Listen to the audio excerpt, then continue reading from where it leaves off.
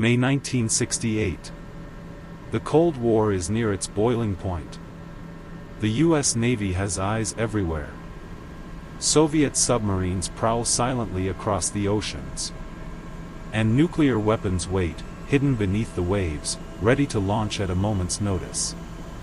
Among America's most powerful assets is the USS Scorpion, a fast attack submarine, armed with nuclear torpedoes and cutting-edge technology.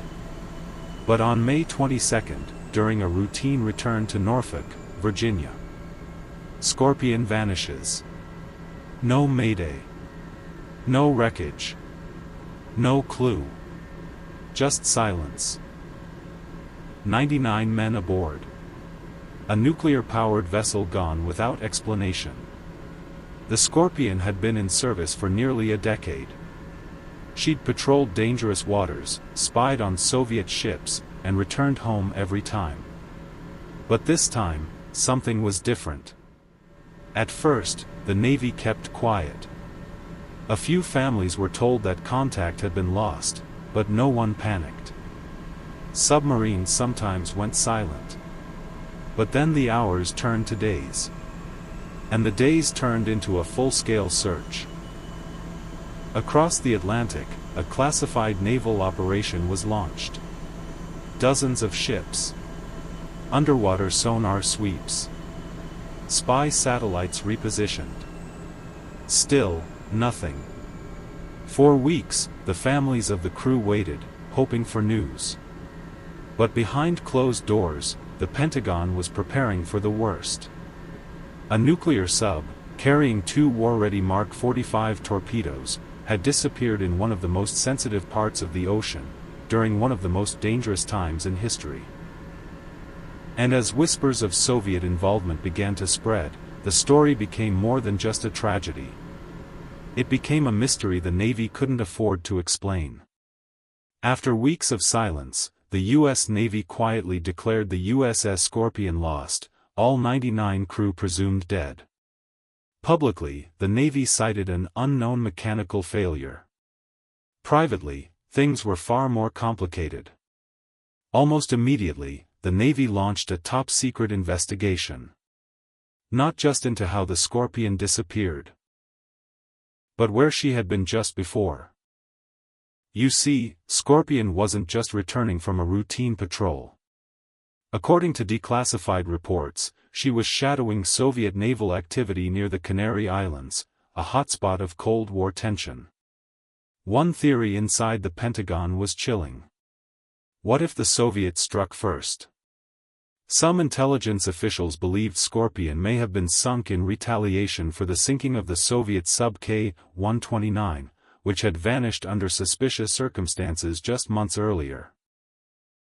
Other reports pointed to a possible internal malfunction, a torpedo battery overheating. Or even a Mark 37 torpedo activating inside its own tube, causing a catastrophic chain reaction. But the truth? It stayed buried, locked inside classified files, redacted documents, and whispered conversations in closed rooms. One thing was clear. The U.S. Navy knew more than they let on. Even decades later, top naval officials refused to give straight answers. Some survivors' families received vague letters. Others were told not to ask too many questions. Why so much secrecy? Because this wasn't just about a sunken submarine. This was about nuclear weapons. Cold War brinkmanship. And the terrifying possibility that the Scorpion wasn't lost by accident, but silenced. It wasn't until October 1968, nearly 5 months after the USS Scorpion vanished, that search crews finally made a breakthrough. Using a combination of hydroacoustic data and deep ocean mapping, the Navy narrowed down the possible crash zone, in the middle of the Atlantic Ocean, over 10,000 feet deep. There, in the crushing blackness, they found her. The Scorpion was lying on the ocean floor in 2 major pieces, the hull crushed inward, with debris scattered across the seabed. But what investigators saw on the deep-sea footage raised more questions than answers. Her sail was missing. Her propellers twisted. And most importantly, the aft section of the submarine looked like it had been blown outward, as if something inside had detonated. There were no signs of a struggle. No scorch marks from an external hit. No wreckage that suggested a torpedo attack from outside. And yet, it didn't look like a simple mechanical failure either. The Navy called it an implosion caused by exceeding test depth. But deep-sea engineers who reviewed the wreck later said the evidence suggested an internal explosion occurred before the hull collapsed. Some believed a torpedo had accidentally armed itself, and in trying to eject it, the crew had only made things worse. Others suggested sabotage, either by foreign hands, or by someone on board.